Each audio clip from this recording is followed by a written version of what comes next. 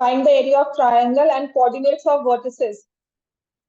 तो ट्रायंगल जो है वो x plus y equal to 3, और आप देख रहे हो कि यहाँ से ये y एक्सिस और x एक्सिस को लिया गया है। तो अगर मैं ये ट्रायंगल को नेम करती हूँ तो ट्रायंगल क्या बन रहा है, ओ ए बी।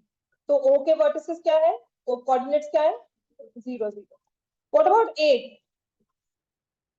ये वाला पॉइंट है, ये पॉइंट है, तो इसके कोऑर्डिनेट्स क्या होंगे, किस पर है ये कौन सी पॉइंट कहाँ पर लाई करता है, वाई एक्सिस पर। ठीक है, वाई एक्सिस पर क्या एक कंडीशन होती है, x 0 होगा, है ना। और ये जो लाइन है ये x plus y equal to 3 का है, तो इसमें x 0 है तो y क्या हो जाएगा, 3। तो a के कोऑर्डिनेट्स क्या हो जाएंगे, 0,3। क्लियर हो गया ना। देखो ये ए बी जो लाइन है ये x plus y equal to 3 की है। अब ये पॉइंट निकालने के लिए मैंने x को 0 पुट किया, तो 0 प्लस वाई इक्वल टू 3। तो ये जो लाइन है y एक्सिस को 0,3 पे कट करेगी। इतना क्लियर है सबको।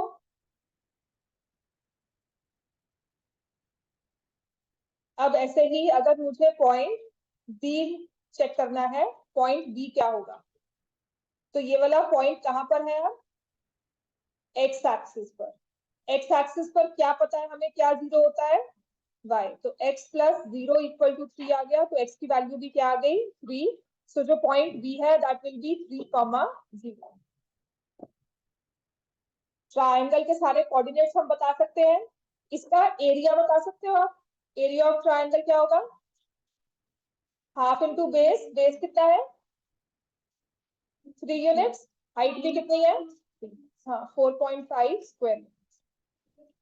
हाँ हाँ 9/2 जो मर्जी लिखो, 9/2 दोनों ही सही है। ठीक है ना, समझ में आ गया। हाँ, मास्टरमाइंड की बुक मैंने ग्रुप में शेयर की हुई है, ठीक है, उसके सारे क्वेश्चन रिवाइज कर लेना। फर्स्ट चैप्टर उसका मैं डाल दूंगी, फर्स्ट डाल दिया है आपके रेलिवेंट में, सेकंड थर्ड फोर्थ भी मैं अपलोड कर दूंगी इसको, और हीरोन फॉर्मूला भी कर दूंगी, इसके सारे क्वेश्चन प्रैक्टिस कर लो। अब नेक्स्ट जो हमारे पास लीनियर इक्वेशंस में आता है ना, अब ये मानकर चलो आपको मैंने सब सिखा दिया लीनियर इक्वेशंस में, how to find the solutions, how to find missing values, coefficients में कुछ मिसिंग हो वो निकालना हो, सॉल्यूशन दिया हो, पॉइंट और लाइन दी हो, ग्राफ पे ड्रॉ करना दिया हो, आपको सब आ गया। ठीक है, एरिया ऑफ ट्रायंगल, 2-3 लाइंस दिया, उनके साथ जो फिगर इंक्लोज हुई, एरिया बाउंड हुआ, उसका उसका आपको नाम बताना है और सब बताना है। ठीक है, वर्टिसेस फाइंड करने हैं, एक्स इंटरसेप्ट, वाई इंटरसेप्ट, सब सिखा दिया।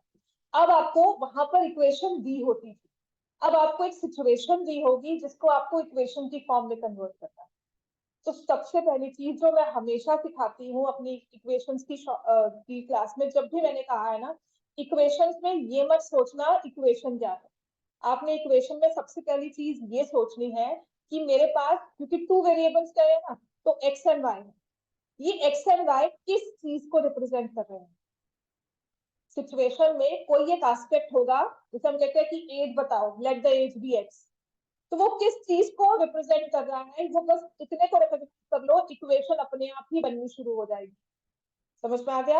हम कोशिश करते हैं इक्वेशन फॉर्म करें, लेकिन पहला थॉट रखना है कि एक्स क्या रिप्रेजेंट कर रहा है, वाई क्या रिप्रेजेंट कर रहा है, वो दो एस्पेक्ट्स कौन से हैं जिनके साथ हमें इक्वेशन फॉर्म करनी है। जैसे कि cost of 2 cricket bats and 3 balls, 2 bats and 3 balls. तो अगर मैं एक्स और वाई ले रही हूँ और दिया हुआ कॉस्ट, तो मैं एक्स को क्या शो करूंगी, cost of 1 bat, cost of 3 balls buy. ठीक है, तो यहाँ पे आएगा let cost of 1 bat as ₹x, let cost of 1 ball as ₹y। अब इसकी लीनियर इक्वेशन फॉर्म करनी है। So how many cricket bats are there, 2x हो गया, 3 बॉल्स हो गया, 3y, इन दोनों को ऐड करके कितनी बनी बनती है, यही है, इसको ही बस बताना है, केस स्टडी आता है, इसकी इक्वेशन भी फॉर्म करनी है, कुछ नहीं। अगर उसके बाद कहा जाएगा कि पुट करो, या फिर कहा जाएगा इसको रिप्रेजेंट करो ग्राफ पे, तब, या what is the cost of 1 bat if cost of 1 ball is given, ठीक है। Now that person purchases 5 bags and 15 ऐसे कहा जाता है कि 10 बैग्स और 15 बॉल्स का कॉस्ट बताओ क्या होगा। तो 2 इंटू 2 और 3 है, तो अगर मैं इसको प्रॉपर 5 से मल्टीप्लाई कर दूं, 5 2 जा 10 हो जाता है और 5 3 जा 15 हो जाता है। तो आपको पूरी इक्वेशन को 5 से मल्टीप्लाई करना। समझ में आ गई बात है? कुछ इस तरह से आपको दिया जाएगा। क्वेश्चन 74 बहुत ही ज्यादा पार्किंग वाला क्वेश्चन जो ये है, और एक होता है टैक्सी फेयर वाला क्वेश्चन, आपकी बुक में भी दिया होगा। ये एक इंपॉर्टेंट क्वेश्चन है, ये करना है हमें। बताओ। Parking charge is ₹20 for the first 2 hours. अगर 2 घंटे हम पार्किंग करते हैं अपनी कार की, तो कितने रुपीस पे करेंगे? 20 रुपीस पे करके आता है। अब हमारी कार को 2 घंटे से ज्यादा लगता है, तो उसने लिखा है ₹5 फॉर नेक्स्ट सब्सिक्वेंट आवर्स, कि इसके बाद जितने भी टाइम एक्स्ट्रा आपकी कार पार्क हो रही है, तो ₹5 पर आवर के हिसाब से आपको पैसे देने होंगे, पार्किंग चार्ज। मतलब कि अगर मेरी कार 1 आवर के लिए पार्क है, तो कितने चार्जेस मैं पे करूंगी? 20।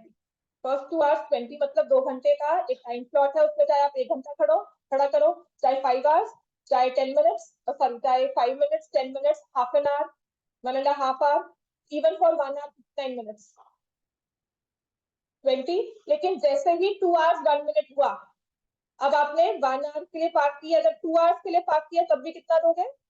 20। लेकिन अगर मान लो 3 आवर्स हो गया, तो कितना पे करोगे? 25। कि 20 रुपए तो देने हैं फॉर द फर्स्ट 2 आवर्स, लेकिन मेरी कार 3 घंटे पार्क हुई है, तो पहले 2 के लिए 20 रुपए, फिर नेक्स्ट 1 आवर के लिए ₹5, 25। तो अगर मेरी कार 5 आवर्स पार्क है, तो पहले 2 घंटे के लिए 20, पहले 2 घंटे के लिए 20 है ना, और बाकी 3 घंटे बचे, 3 घंटे का ₹5 पर हिसाब से ₹35 पे करना। ठीक है। अब इस केस में तो नंबर ऑफ आवर हमें पता थी, ठीक है ना, जो मैं अपना क्वेश्चन समझा कि चार्जेस कैसे लग रहे हैं, उसमें नंबर ऑफ आवर्स को सपोज किया। अब लिखा है total charge of a 2 wheeler is ₹X, मैंने ₹X पे कर दिए, total parking time is by hours. अब इक्वेशन फॉर्म करनी है, ठीक है, बात क्लियर हुई है? कितने पैसे पे किए, वो है X, मतलब देखो मैं ये टेबल बना रही हूँ। For 1 hour I pay ₹20, for 2 hours I pay ₹20, for 3 hours I pay 25, for 4 hours I pay 30, so on। अब आपको कहा है कि आपने पेमेंट की है X, ठीक है, और टाइम है Y hours। अब इक्वेशन बनाओ।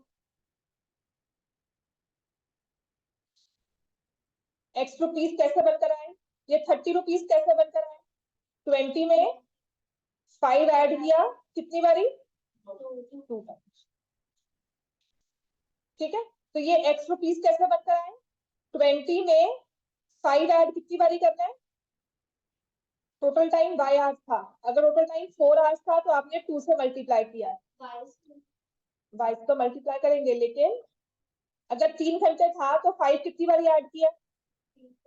1 टाइम, 1 टाइम, तो मतलब मैंने यहाँ पे क्या करना है?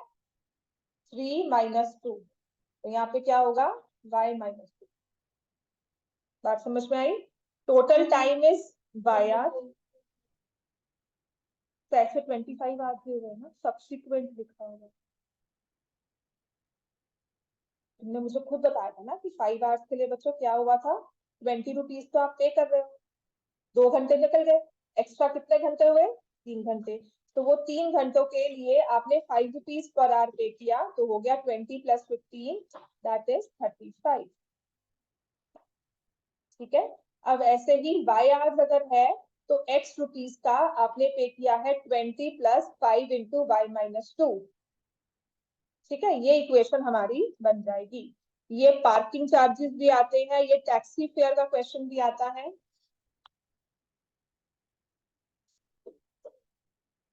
So this is X is equal to 10 + 5, ये इक्वेशन बन गई इन पूरी।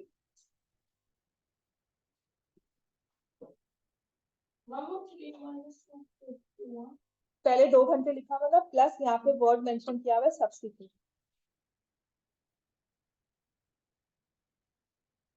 कि पहले 2 घंटे के लिए 20 रुपीज दे दोगे, उसके बाद जितने एक्स्ट्रा आवर्स होंगे उसके लिए आपको 5 रुपीज पर आवर देना।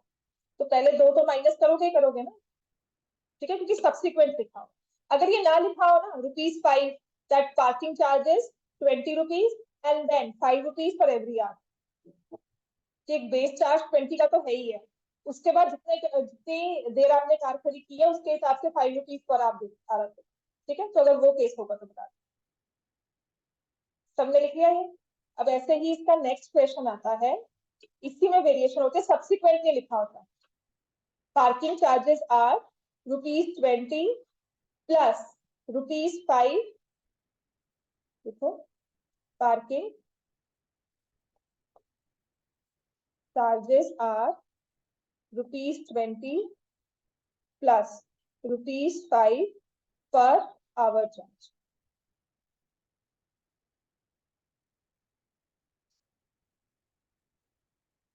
ठीक है ना,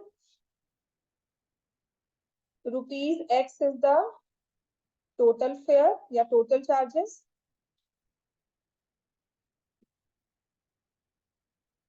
and Y as the total number of hours the car is working. Find linear equation. अगर सब्सिक्वेंट नहीं मेंशन किया हुआ तो इसका मतलब इस हिसाब से कर रहे हो, अगर सब्सिक्वेंट लिखा हो या देयर आफ्टर लिखा हो तो मतलब आपने उसमें से 2 माइनस करना है, जितने घंटे के लिए वो दिया होगा। कभी 1 आवर दिया होता है, कभी 2 आवर दिया होता है, कभी 3 आवर दिया होता है। समझ में आ गई बात है। अब आ जाओ इस क्वेश्चन को हम कैसे करेंगे। पैसे बता रहे ना कितने बने, तो x इज इक्वल टू 20 तो पे करोगे प्लस ₹5 पे करने हैं फॉर एवरी आवर। कितने घंटों के लिए पार्क किया है, वाई, है ना।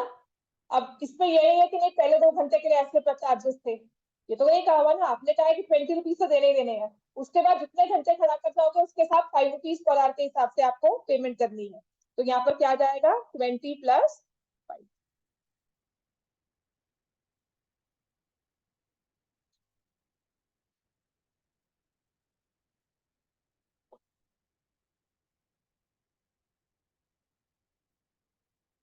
समझ में आ गया। सब्सिक्वेंट ना लिखा हो तो आपको वाई में से कुछ भी माइनस नहीं करना है, आवर्स में से कुछ भी माइनस नहीं करना है, लेकिन सब्सिक्वेंट लिखा हो तो आपको सब्ट्रैक्ट करना है।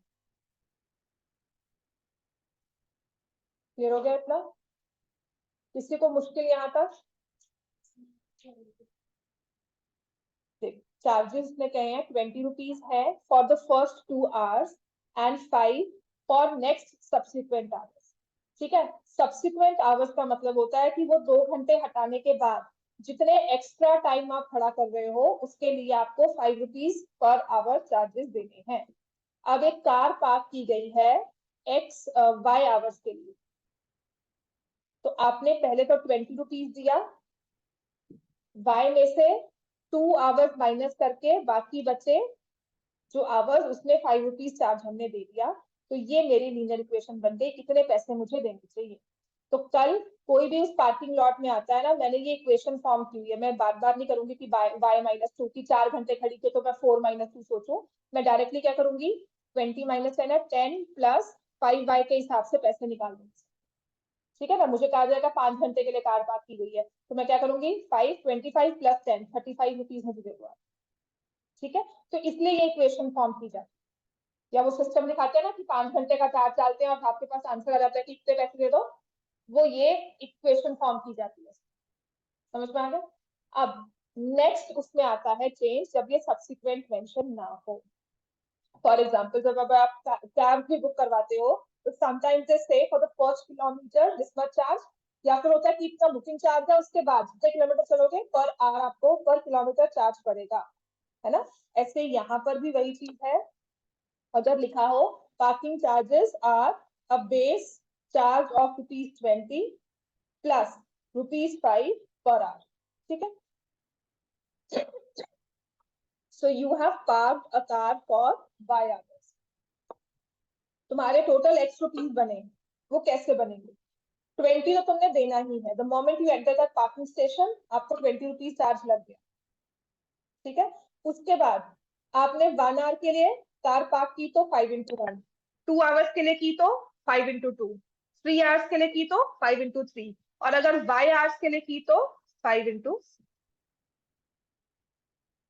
इतना क्लियर हो गया? क्वेश्चन कहता है right a linear equation in the given statement. हमने लीनियर इक्वेशन दोनों तरह से लिख ली। नेक्स्ट है if x is -1 what is the value of y। निकाल लोगे, x को -1 पुट किया, 20 प्लस 5y, आपने आंसर निकाल देना। कुछ नहीं सोचना कि वो माइनस है प्लस है, जब हमें उसने x की वैल्यू दी है, आपको y की वैल्यू निकालनी, ठीक है। अब नेक्स्ट क्वेश्चन दिया हुआ, which of the following points satisfy the given equation. इस वाली इक्वेशन को कौन से चारों में से कौन से पॉइंट सेटिस्फाई कर रहे हैं, तो वो भी कर सकते हो। 10 + 5x = y, पॉइंट्स हमें दिए हुए हैं -1 3 1 15 2, 15 -2, 1।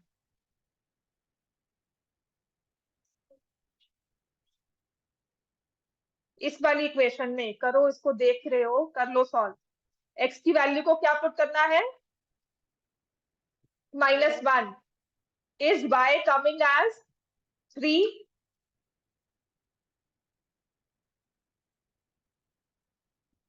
x की वैल्यू को पुट करना है 1 sorry, is y coming as 15? x की वैल्यू को पुट करना है 2, is y coming as 15? x की वैल्यू को पुट करना है -2, इज y कमिंग एज 1। चारों में से कौन सी इक्वेशन सेटिस्फाई हो रही है? फर्स्ट में नहीं आ रहा, second, this is the point on the line. बात समझ में आ गई? ये केस स्टडी के क्वेश्चन है, ऐसे ही आते हैं। आपको पहले तो स्टेटमेंट फॉर्म करनी है, फिर उसको रिलेटेड कुछ दिया होगा, फिर उसके बाद क्या होगा, या कोई अनरिलेटेड क्वेश्चन उसके बाद दे दिए होंगे।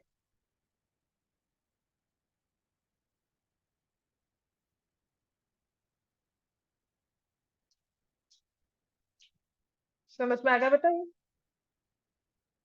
अब आ जाओ question number 75।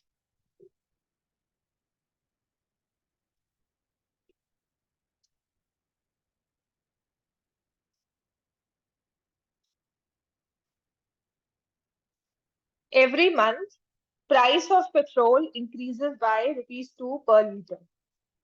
Now consider the price in the month of January 2020 as ₹X and present price as ₹Y. ठीक है, और ये तो पेट्रोल का दिया हुआ है। ऐसे उसने कहा है कि सीएनजी भी एक तरह से हमारे पास ऑप्शन है जिसका प्राइस इंक्रीज कर रहा है 4 पर लीटर, ठीक है। By using statement 1, first statement को यूज करके form a linear equation that shows the amount spent on petrol in the beginning of 2021.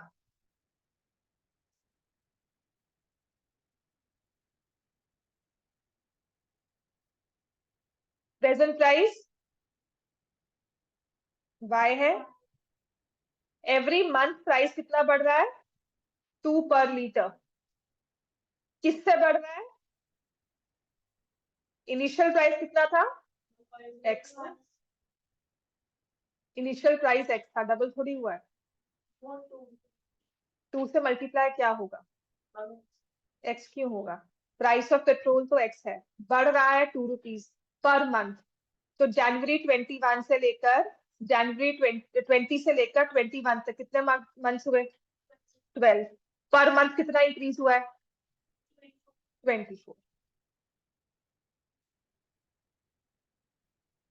This is present price, this is old price, और ये 2 × 12 के हिसाब से जो इंक्रीज हुआ।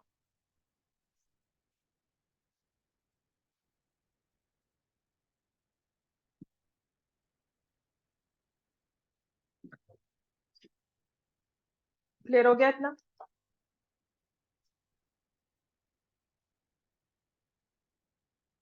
सबको क्लियर है? ये कोई मुश्किल यहाँ तक? ठीक है।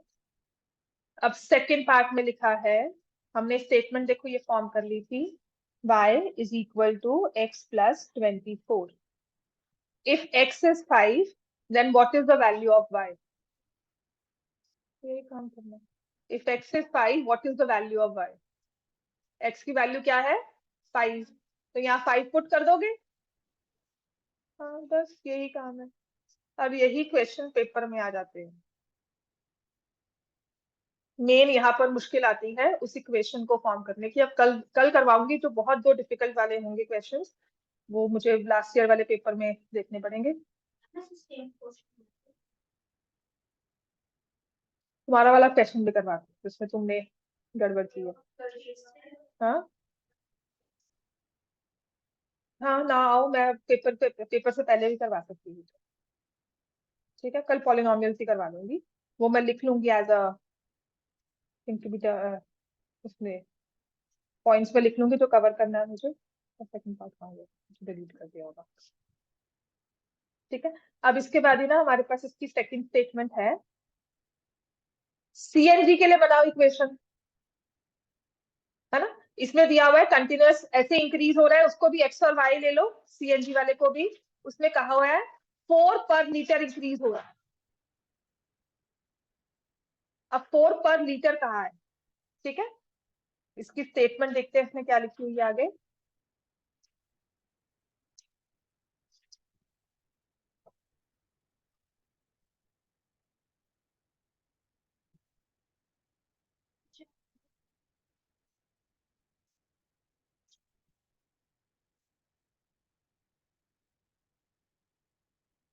Price of CNG in January 2020 as L per litre है। ठीक है, यहाँ लिखा नहीं हुआ, मेंशन नहीं किया गया, लेकिन ये एल पर लीटर प्राइस है। और 21 में उसका प्राइस कितना हो जाएगा, उसको एम लिखा गया है 21 में प्राइस।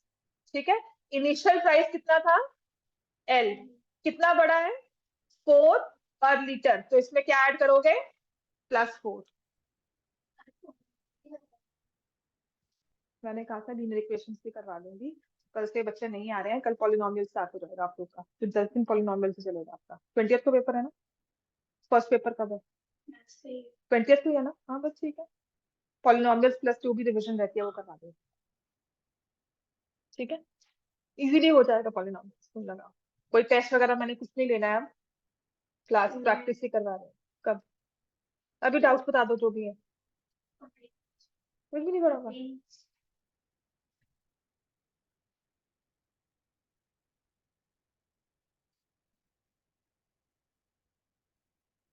सबसे मुश्किल काम है ये, क्योंकि एक दिन में मैं करवा भी नहीं सकती हूँ। पहले मैं बिल्कुल बेसिक्स करवाऊंगी, जीरोस वैल्यूज के बाद फिर फैक्टराइजेशन, उसके बाद थोड़े बहुत फॉर्मूलाज। इनको 2.3 में आपका पूरा चैप्टर है।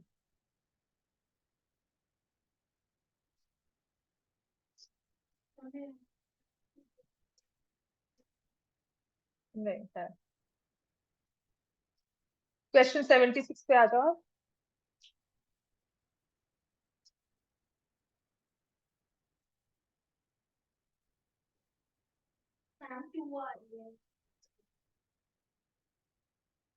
इस चीज में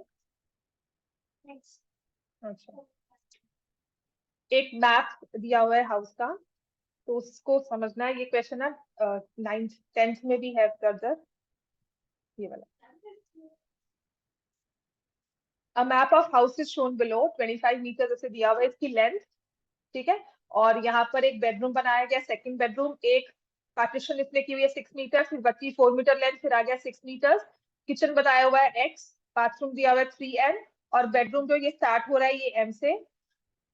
ठीक है, so find the area of one kitchen. So what is the area of one kitchen? Kitchen का जो ब्लॉक है किस फॉर्म में लग रहा है आपको, एक रेक्टेंगल, जिसकी लेंथ कितनी दे दी, x, ब्रेड कितनी हो गई, 6, तो area of one kitchen will be 6x। And one bedroom,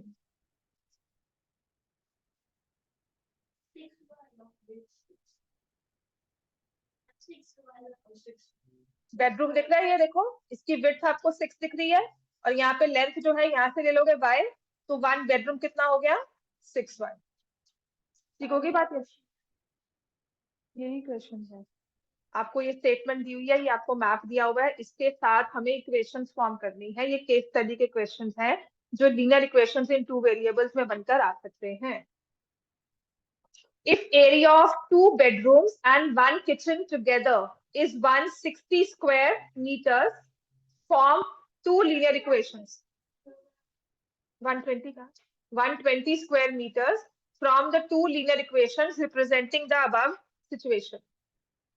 तो 1 किचन का एरिया कितना था 6x, इस वाले बेडरूम का एरिया कितना है 6y, इस वाले का भी कितना है, टोटल एरिया कितना दे दिया 120, तो क्या आ जाएगा 6x plus 6y plus 6y is equal to 120। 6x plus 12y is equal to 120। 3 rooms का एरिया कंबाइंड आपको 120 स्क्वायर मीटर्स दे दिया, तो आपने किचन का एरिया निकाला, इस वाले बेडरूम का निकाला और ये वाले बेडरूम का। समझ में आ गया? तो इक्वेशन बन गई ना। क्या लिखोगे x plus 2y is equal to 20। एक इक्वेशन हमारे पास आ गई है x plus 2y equal to 20।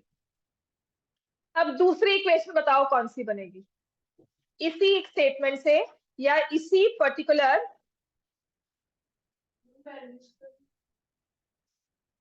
Values तो मैंने कोई भी पुट नहीं किया, वैल्यू 6 कॉमन ले लिया ना। I can see multiples of 6, 6 12 120 क्या ले लो। ठीक है, अब आप बताओ यही आपको एक मैप दिया हुआ है, क्या कोई और इक्वेशन बना सकते हो?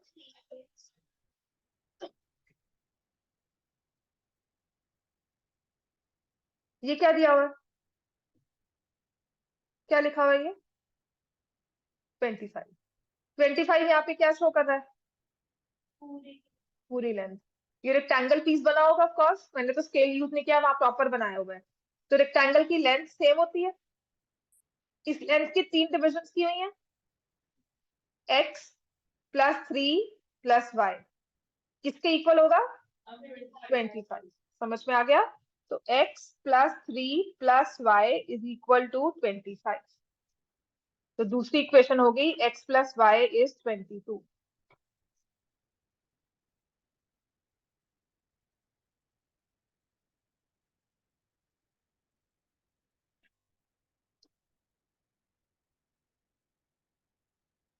ऐसे ये गलत बनेगा क्योंकि देखना x प्लस 2y 20 है, x प्लस वाई 22 है, तो यहाँ पर ये एक को नेगेटिव ले रहे हैं इस हिसाब से। चलो एनी हाउ उस पर मत जाओ, क्वेश्चन पेपर में ठीक होकर आए। Find the number of solutions that exist in the equation x plus y equals to 22। कितने सॉल्यूशंस होते हैं इसके? बस इसके ही मार्क्स मिलेंगे। समझ में आ गया? द ओनली आपके लिए सबसे अच्छी चीज पता क्या है, आपको ये सॉल्व नहीं करना है। 10th में बस इसी को बाद में सॉल्व करने को कहते हैं, तो नंबर्स को ध्यान से देते हैं। जैसे यहाँ पर ऑफकोर्स अपने 2y ऐड किया 20 आ गया, लेकिन y ऐड करे 22 आ रहा है, इसका मतलब यहाँ पर आपने x के कोई नेगेटिव वैल्यू असाइन की है। दो नंबर्स को एज इट इज ऐड किया 22 आंसर आ रहा है, लेकिन एक को डबल करके ऐड कर रहे हो तो आंसर कम हो गया, मतलब दोनों में से एक को नेगेटिव असाइन कर रहे हो इस वाली इक्वेशन को पूरा करने के लिए। अब क्योंकि हम इसमें लेंथ की बात कर रहे हैं तो वो नेगेटिव नहीं हो सकती, इसीलिए यहाँ पे नंबर्स रैंडमली दे दिए, लेकिन 10th में जो क्वेश्चन है वहां पे बहुत अच्छे से नंबर दिए हुए हैं। 2 बेडरूम्स का एरिया और एक किचन का एरिया टोटल 120 हो रहा है। तो यहाँ पता किचन का एरिया कितना है, रेक्टेंगुलर ब्लॉक है, लेंथ इनटू ब्रेड्थ 6x, ये 6y, ये 6y, तो 6x plus 6y plus 6y is 120। 6x plus 12y 120, मैंने 6 कॉमन ले लिया, x plus 2y equal to 20। इतना क्लियर हो गया? अब ऐसे नेक्स्ट वाले पे आ जाओ। इसके बाद सारी यही सब चीजें हैं इसमें, काफी तो रेपिटेशन भी हैं। इसके तो डिफिकल्ट वाले क्वेश्चन आज नहीं करवाऊंगी, जो लास्ट ईयर ना पेपर में बहुत बार आए थे, बहुत बार बच्चों को रिपीट किए गए थे। कौन से वाला करना है मुझे?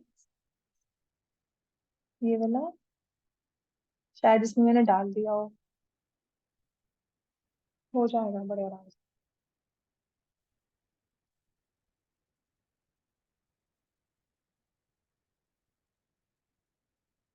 In the market, cost of 3 kgs apple and 2 kgs of guava on a particular day.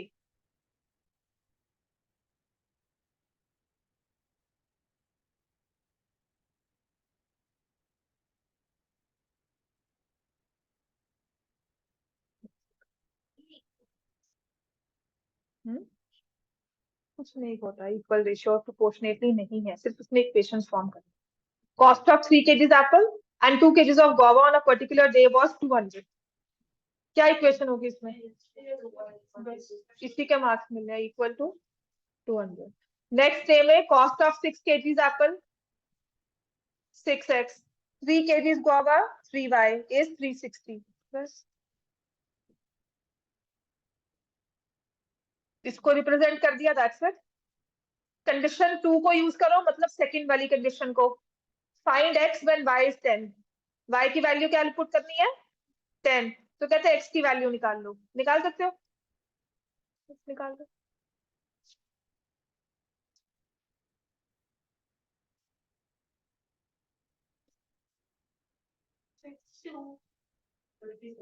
Fifty five.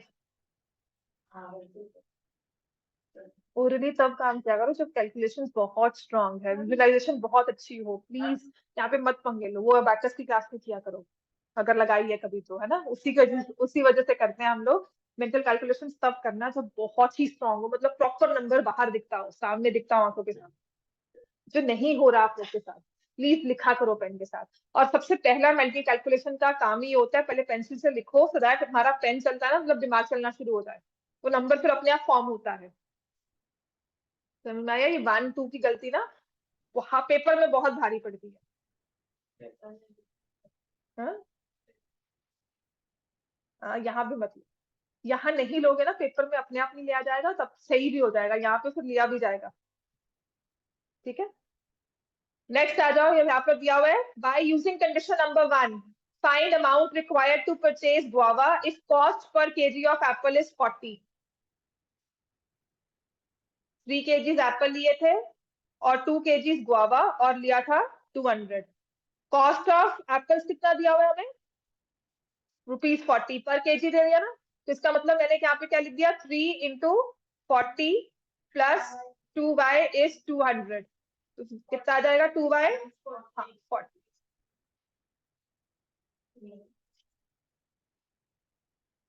So amount required to purchase guavas will be ₹80। 80 rupees चाहिए ना। पढ़ो क्वेश्चन में क्या लिखा हुआ है।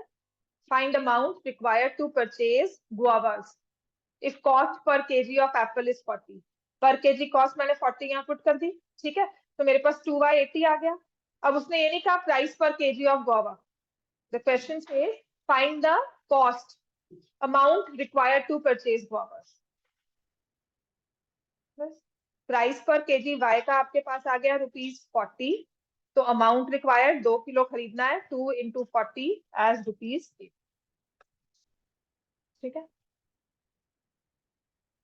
क्लियर हो गया? अब आ जाओ question number 78।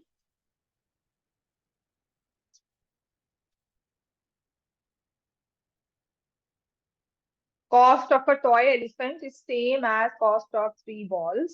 Express the statement as linear equation in 2 variables. Write any 2 solutions of the equation. हाँ, तो x को क्या लिखना है? क्या रिप्रेजेंट करेगा x? Cost of a elephant. लिखो, पहले यहाँ पे लिखोगे, जब ये आएगा ना 2 नंबर का लिखना है। Let the cost of an elephant is equal to rupees x, sorry. Let the cost of one ball as rupees y. Now, as per question, cost of toy elephant, which is x, is same as cost of 3 balls. समझ में आ गई बात? ये तो x equal to 3y हो गया, या x minus 3y equal to 0।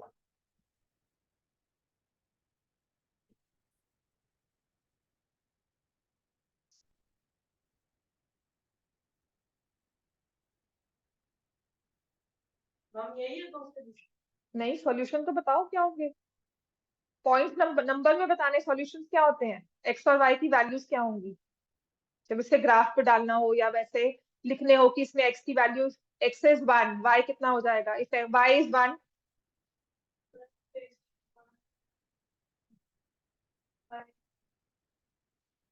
Yes, तो इफ वाई इज 1, एक्स को 3 लिखा, इफ वाई इज 2, एक्स को 6 लिखा। ठीक है, तो ये दो सॉल्यूशंस आपने लिखने हैं। आपको सॉल्यूशंस लिखने को कहा है तो आप लिखोगे x equal to 3 if y equal to 1, x equal to 6 if y equal to 2। अगर पॉइंट कहा जाता तो आप लिखते 3 1 6 2। समझ में आ गया? पॉइंट के केस में हमें उसे कोऑर्डिनेट्स की तरह लिखने हैं, लेकिन जब सॉल्यूशन कहा है तो x equal to 1, y equal to 1/3 ऐसे लिखना है। समझ में आ गया दोनों चीजों में? अब टैक्सी फेयर वाला क्वेश्चन जो ये ना, ये खुद करो एक बार।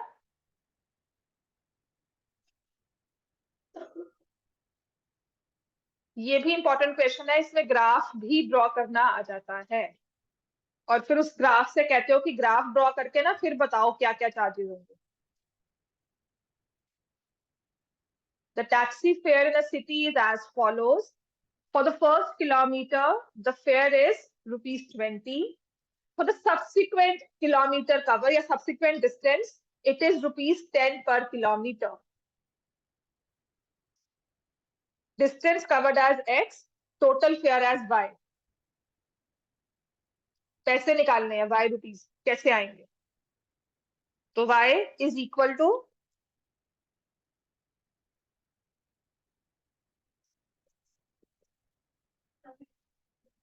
करो करो।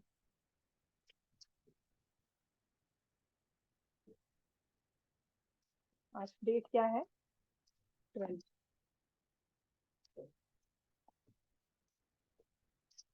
पिछले 2 साल से ना किसी भी पेपर में फर्स्ट और सेकंड चैप्टर इकट्ठा नहीं आ रहा।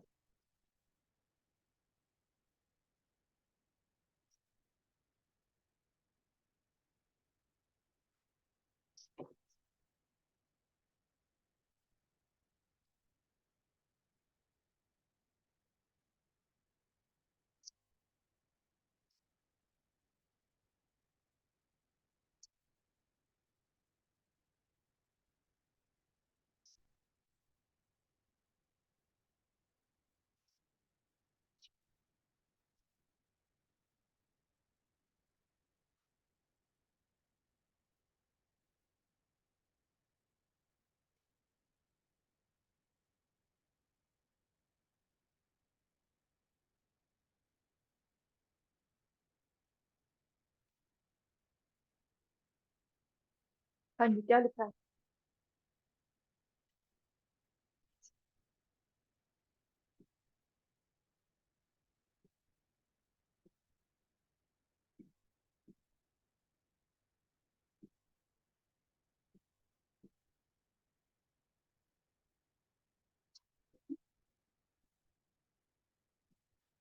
टू किलोमीटर क्यों रखोगे? आपने पैसे निकाले, आप इसको 1 to 3 किलोमीटर के साथ करके देखो। अगर तुम 2 किलोमीटर चल रहे हो तो कितने पैसे पे कर रहे हो? 3 चल रहे हो तब। ठीक है ना? अब तुम्हारे पास वही वाई किलोमीटर, तुम्हारे पास वाई रुपीस है, तुमने पहले 40 लिखा, 30 लिखा। ठीक है, ये 40 रुपीस तुमने कैसे बनाए? 20 लिया बेस, प्लस, क्योंकि ये कितने कितने किलोमीटर, 3 किलोमीटर, है ना? 20 प्लस 10 into 2,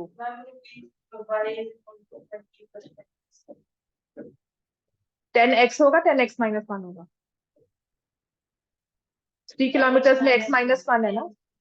ठीक है, 3 किलोमीटर 40 रुपीज, 20 प्लस 10 into 2, समझ में आया ना? 2 किलोमीटर 30 रुपीज, 20 प्लस 10 into 1। तो अगर x किलोमीटर चल रहे हो, y रुपीज निकालना है, तो 20 में क्या ऐड करोगे? 10 मल्टीप्लाई होगा x minus 1। This will be the equation.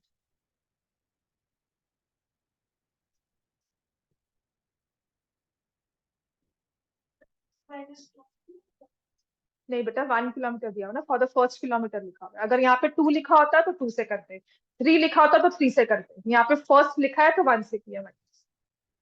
समझ में आ गई बात? ये ठीक है।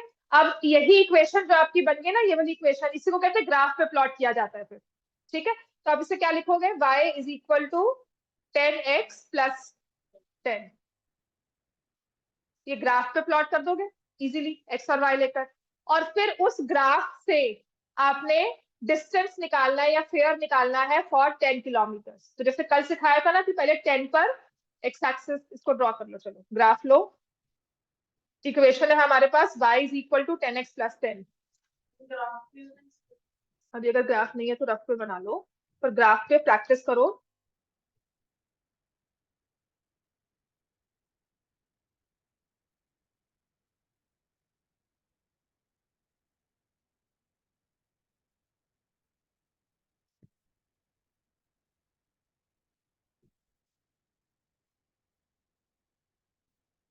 तो मेरे पास था y is equal to 10x plus 10। तो कल तो मैं x और y में पॉइंट्स लूंगी, यही काम करते हैं। ठीक है, बस x जो है यहाँ पे वो किलोमीटर शो करेगा। यहाँ पर x axis will show kilometres plus, मैं कोशिश करूंगी क्योंकि अब मेरा जो ग्राफ है वो नेगेटिव साइड पे नहीं जाएगा, पैसे माइनस में नहीं होते हैं, तो मैं इसको ऐसे ड्रॉ कर दूंगी। देखो ठीक है, तो मैं कुछ ऐसे लेना शुरू कर दूंगी, नेगेटिव साइड को मैं कम रखूंगी पर जीरो से नहीं शुरू करूंगी इसको। क्लियर हो गया बच्चे सबको? Now my graph will show more of the positive side. Zero से तो शुरू करेंगे बेटा मैंने, पर दूसरी नेगेटिव एक्सिस को बहुत कम लिया है। ये नहीं कि मैंने यहाँ से पॉइंट, मैंने यहाँ लाइन ड्रॉ नहीं की, मैंने एरो देखो यहीं पर रखी। लेकिन मेरे लिए रेलिवेंट अब मेरा फर्स्ट क्वाड्रेंट ही है, because I am as per question I am talking of fare charges. ठीक है, तो मैंने एक्स की वैल्यू को रखा मान लो 1, वाई कितना हो गया 20, एक्स को रखा 2, वाई कितना हो गया 30, एक्स को रखा 3, वाई कितना हो गया 40। अब यहाँ पे जो नंबर्स मेरे हैं ना, इसको मैं y को, बिकॉज ये रुपीज है, तो यहाँ पे स्केल जो होगा वो 10, 20, 30, 40, 50 एंड 60 ऐसे हो जाएगा। ठीक है, यहाँ पर 1 2 3 4 ऐसे ही आएगा। किलोमीटर शो करते हैं एक्स पे और y शो होगा फिर। ठीक है, तो y को मैं ले रही हूँ स्केल मल्टीपल्स ऑफ 10 में, किलोमीटर्स को ले रही हूँ multiples of the same number 1 के मल्टीपल्स में ही ले रही हूँ। x की value 0, y is equal to 10।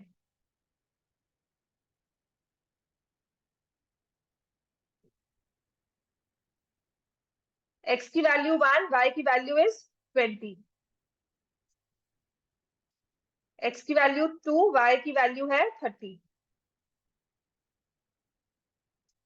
x की वैल्यू 3, y की वैल्यू है 40। कुछ ऐसे आ गया? हाँ, स्ट्रेट लाइन तो हमेशा बनेगी। समझ में आ गया बच्चों?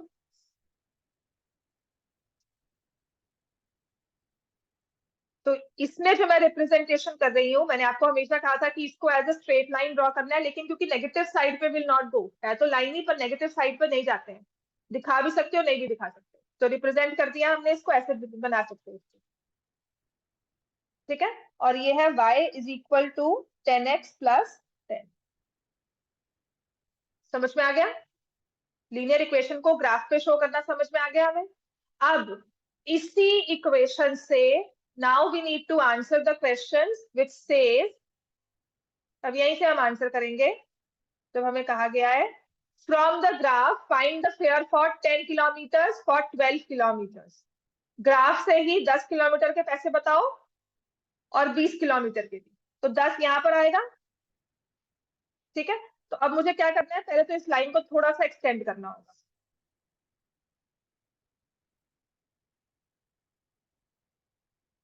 ठीक है, अब मैं 10 से ऐसे लेके जाऊंगी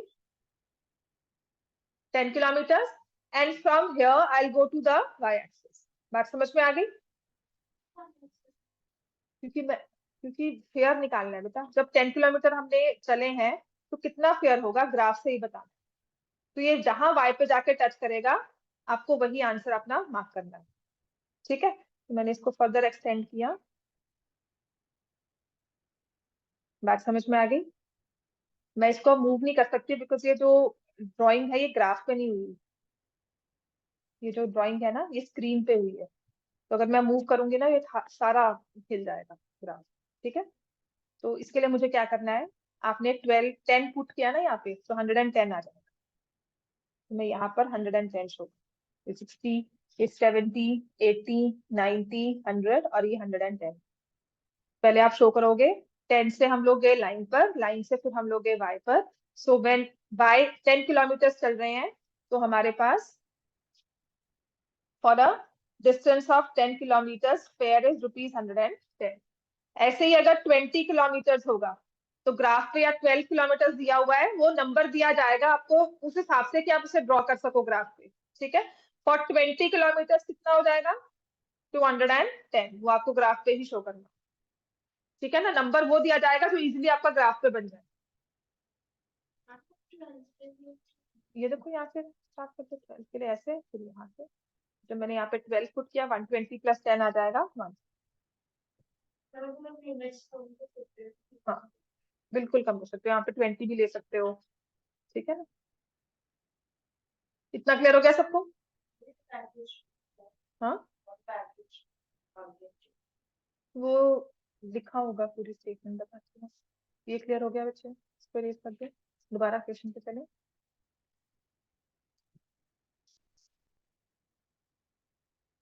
अब इसके बाद आ जाओ, ये वाला क्वेश्चन गया।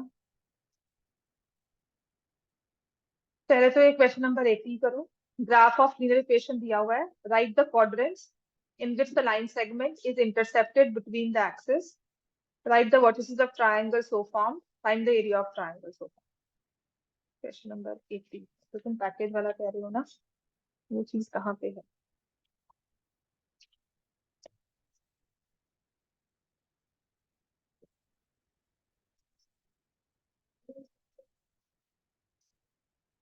ये दो पैकेजेस हैं, जैसे बिलिंग चार्जेस होते हैं ना वैसे दिया हुआ है।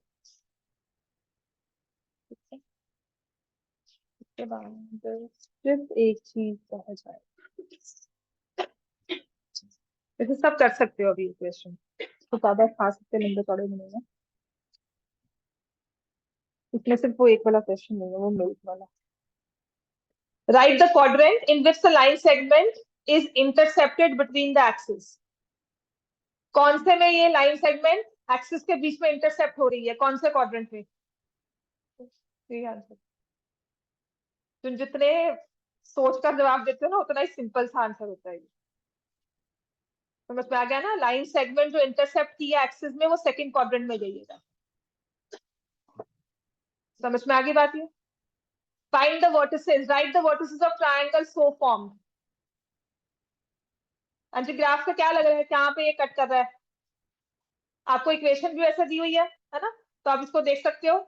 इक्वेशन है 2x + 3 - 3y + 1 = 0।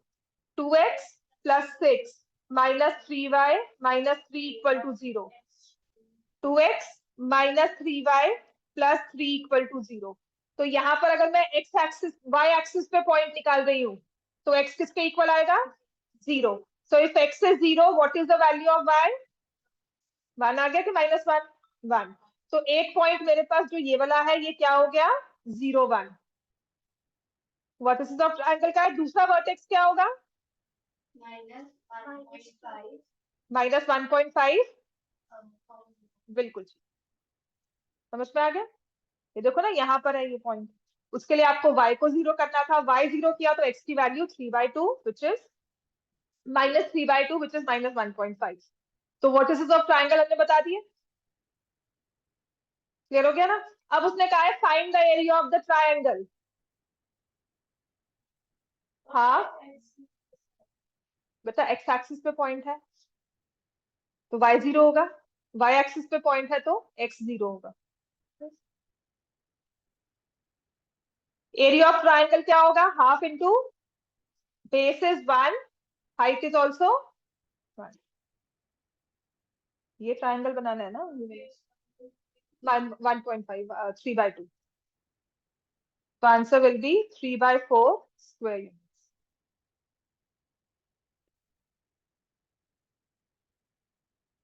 क्लियर हो गया बच्चे सबको? ये क्वेश्चन नंबर 80 डन।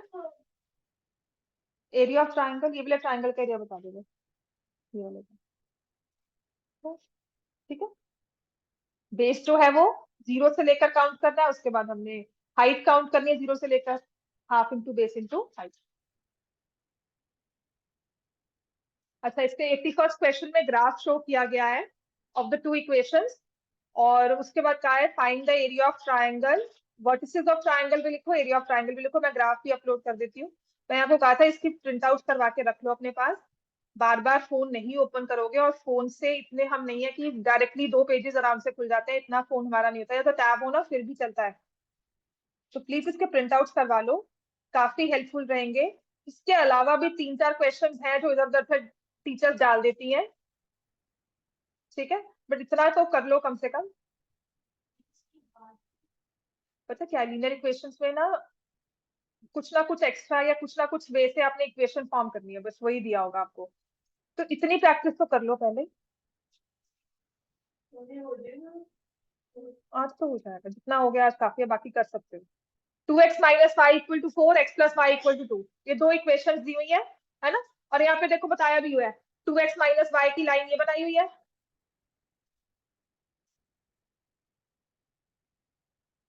ये 2x माइनस वाई के लिए मैंने लिखा हुआ है इक्वल टू 4, और ये जो दिया हुआ है x प्लस 2 इक्वल टू 2 दिया हुआ है, x plus y equal to 2, ठीक है। और यहाँ पर because the figure is not drawn with scale, तो टेढ़ी मेढ़ी लाइंस आई है, पर लिख दिया both the graphs are straight lines, are equations of straight line, तो स्ट्रेट लाइन ही बनेगी। बात क्लियर हो गई है? ठीक है। अब क्वेश्चन में कहा था कि इन दो लाइंस और कोऑर्डिनेट एक्सिस वाई एक्सिस के साथ एक हमने ट्रायंगल फॉर्म किया है, जो शेडेड पोर्शन है वो ट्रायंगल बन रहा है ना, इसके वर्टिसेस बताओ।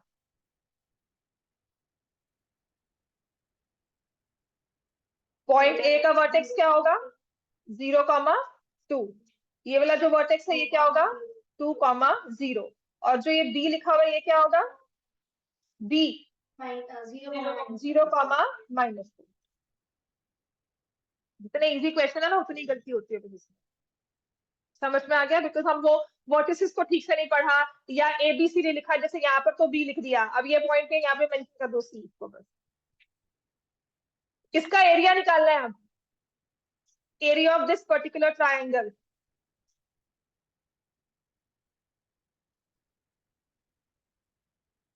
Half into base into height. What is the base? यहां से लेकर यहां तक 6 यूनिट हो गया, and what is the height? बस काम बिल्कुल ठीक है। अब गलती क्या होगी? 6 लिख दोगे, स्क्वायर यूनिट से लिखोगे। समझ में आ गया? ठीक है। सबसे पहली कोशिश जो इस पेपर में या इस चैप्टर में हमें करनी है वो है ग्राफ पे ड्रॉ करना, equation of x axis y axis, line parallel to x axis कब होती है, वाई एक्सिस कब होती है, और ओरिजिन से कब पास करेगी, एक्स एक्सिस में पैरेलल होने के लिए कौन से कोएफिशिएंट को 0 होना होता है, वो सारी चीजें आपके एमसीक्यूज में आती है। The moment you understand those thing ना, काफी इजी हो जाएगा आपके लिए चैप्टर सॉल्व करना। ठीक है। अब क्वेश्चन नंबर 82 के बाद ना जो मैं करवाऊंगी वो 85 होगा, उसके बाद बाकी सब कर सकते हो। नहीं, कौन चीज करवानी होगी नेक्स्ट अपने पास? Question number 82।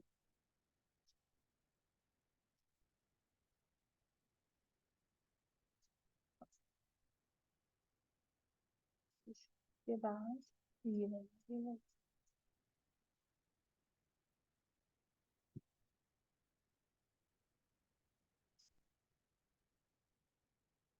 There are 2 packages for calling, मतलब हमारे पास जो फोन के पैकेजेस आ रहे हैं वो 2 है। पैकेज 1 में कहा है in this package company charges a fixed monthly fee of 50 and call rate पर मिनट इज ₹0.40। ठीक है। दूसरी केस में पैकेज 2 है, द कंपनी चार्जेस जो फिक्स मंथली फीस ऑफ ₹40 और कॉल चार्जेस जो है वो है ₹0.50 per minute. Now consider charges as X, charges per minute as X and Y as total amount.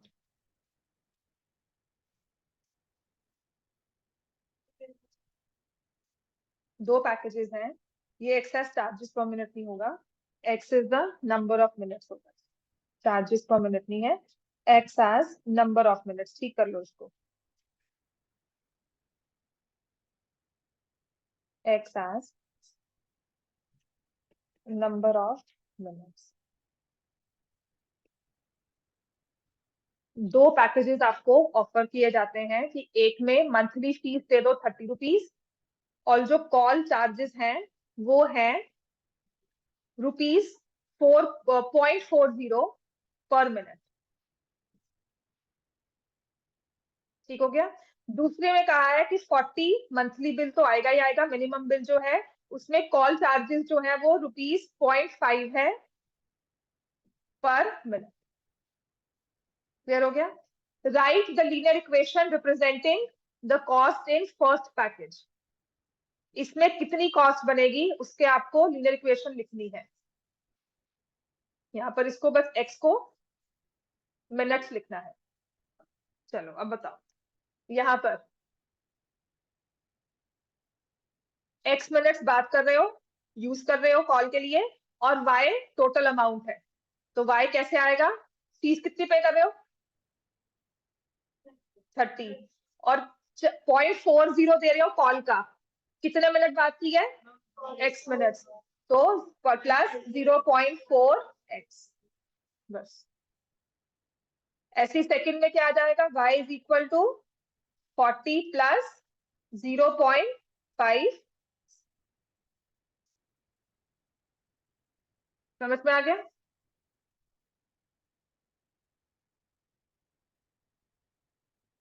अब इसके बाद चार सिचुएशन दे दी कि एक ने कॉल की है 40 मिनट्स के लिए, तो पैकेज 1 में कितने पैसे देगी, पैकेज 2 में कितने पैसे होंगे। अगर बिल 250 का है तो नंबर ऑफ मिनट्स यूसेज निकाल लो। बात समझ में आ गया? हो जाएगा सेकंड और थर्ड पार्ट इसका। करो। If Anita does a call for 40 minutes, find the amount paid by Anita under package 1। Package 1 में उसने 40 मिनट्स बात की है, तो क्या होगा ये? 30 प्लस 0.4 इंटू 40 कितना हो जाएगा? 16। तो कितने चार्जेस हो जाएंगे उसके लिए? 46। दूसरे के सिचुएशन में कहा है कि एक पर्सन है, उसने 250 पैकेज 1 ही लिखा हुआ है। ठीक है, तो यहाँ पर उसका जो बिल आया है वो ₹250 का आया है, तो उसने कितना यूज किया है फोन को, कितने मिनट बात की है? तो 250 is equal to 30 plus 0.4x, 220 divided by 0.4 is equal to x।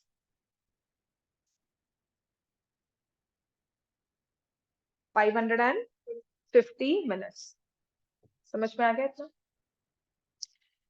अब इसी के बाद ना फॉर पैकेज 2 भी इसके क्वेश्चन थे। इक्वेशन तो याद है ना? 40 प्लस 0.5 बिल्कुल ठीक है। विमल uses 50 minutes talk time, then how much amount is paid by Vimal? 50 minutes का टॉक टाइम है पैकेज 2 में, तो y is equal to 40 plus 0.5 था।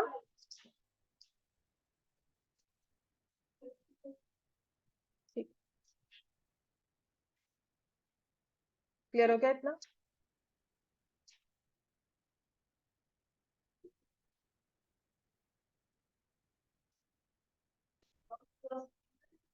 हम्म, बस खत्म कर दो, बहुत हो गया, मैं भी बहुत बोल दिया आज। थ्रोट इज हर्टिंग आज, लगातार बोल रही हूँ।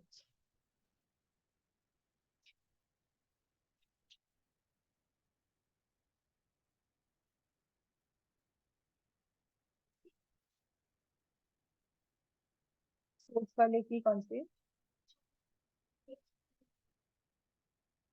y is equal to 40 plus 0.5x, ठीक है ना। 83rd अभी बंद नहीं किया है, अभी तो करवा रही हूँ मैं, बस थोड़ी देर में खत्म कर रही हूँ, 1-2 क्वेश्चन के बाद। 83rd जल्दी करो। ये y varies directly as x, y is equal to 8 and x is 4.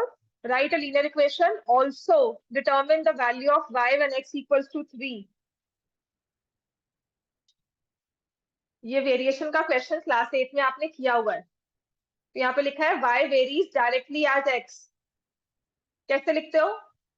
y varies directly as x.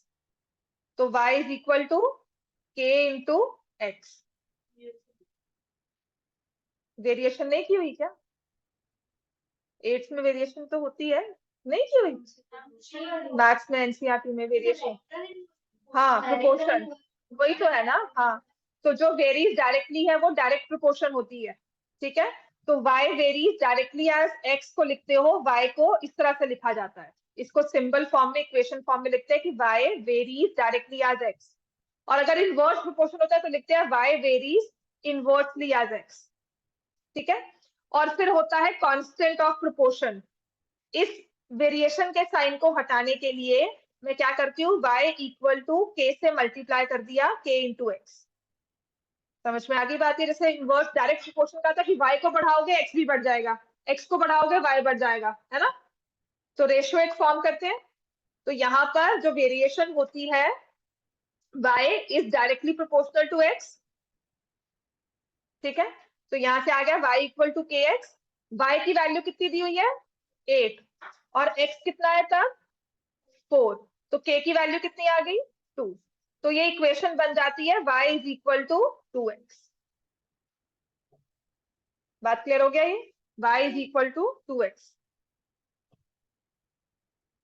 ये हमने इक्वेशन फॉर्म कर दी।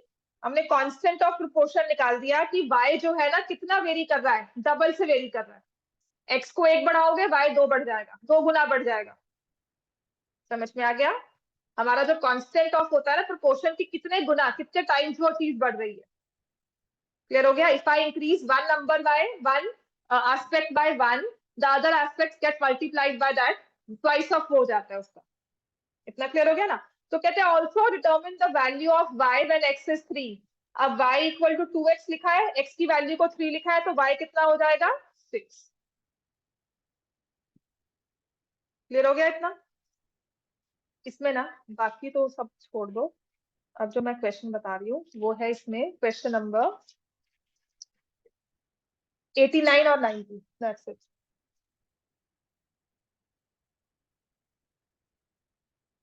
और 91, बस ये 3 क्वेश्चन कर लो तो चलेगा, उसके बाद और नहीं करना।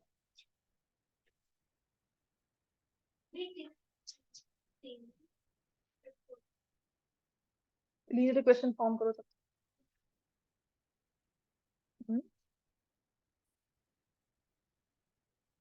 वो तो बताया भी आप।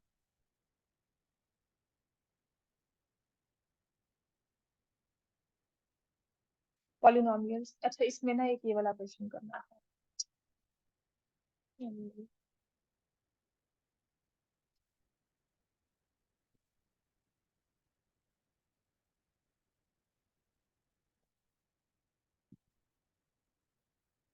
भूत नहीं है यहाँ पे, भूत होते ही नहीं है इनफैक्ट, सिर्फ आपके अंदर का डर होता है, ठीक है। मैं भी उतना ही डरती हूँ, ऐसी बात नहीं है, मुझे भी बहुत डर लगता है। रात को मैं भी नहीं अकेले घूमती, ठीक है। बट मुझे इंटरनली अब मुझे पता है, इतनी बड़ी हो चुकी हूँ, भूत नहीं होता कुछ भी, मत डरो, ठीक है। आ जाओ इधर ही, इससे बड़ा भूत नहीं हो सकता। सिर्फ पढ़ाई कर रहे हैं ना, सबसे बड़ा भूत यही है, सीरियसली। इससे बड़ा नहीं है, सीरियसली। स्टेज पे मुझे पता है कि देयर इज नो भूत। हाँ हाँ, चोर जरूर हो सकता है, physical form, human form is more dangerous रात को देन भूतिया फॉर्म, वो तो कुछ भी नहीं करेगी।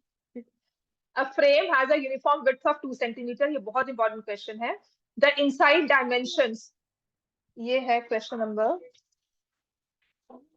85, ठीक है। इसके पहले वाला भी एक स्टेटमेंट दी हुई थी, the length and breadth of photo frame are given as x metres and y centimetres. यहाँ पे लेंथ दी हुई है x और y दी हुई है एज ब्रेड्थ, ठीक है। Also length of photo frame is thrice its breadth.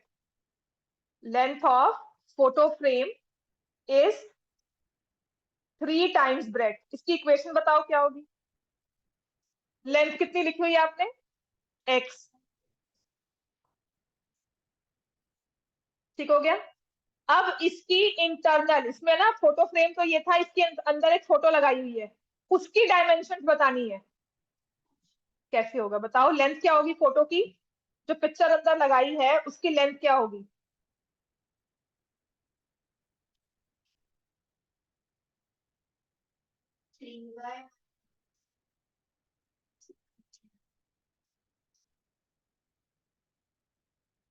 To यहाँ से कम हुआ और 2 यहाँ से कम हुआ, x-4 लेंथ. और ब्रेड्थ क्या होगी उसकी? नहीं, 3y बाद में, पहले तो y है ना आपके पास, तो अंदर वाली जो डायमेंशन है वो कितनी हो गई? y-4. हाँ, अब वो अलग बात है कि अब वो 3 टाइम्स है कि नहीं है. ओरिजिनल तो है, सब्ट्रैक्ट 4 करने के बाद 3 टाइम्स है कि नहीं है वो हमें नहीं पता. समझ में आ गया? अगर मैंने x को मान लो रखा है 12, तो y आपके पास कितना आ गया? 4. अब आपने इसमें से 4 माइनस किया. अच्छा, इसको नंबर और बढ़ा लो सो दैट नेगेटिव ना रहे. If I take x as 18, y 6 हो गया. ठीक है ना? अब आपने इसमें से 4 माइनस किया, कितना आता है? इसमें से 4 माइनस किया, कितना आता है? 2. सब्ट्रैक्शन के बाद वो सेम रेशियो रहती है या रहती है? नहीं बता हमें. समझ में आई बात? सब्ट्रैक्शन के बाद भी थ्राइस रहता है या नहीं रहता वो हमें नहीं कहा हुआ.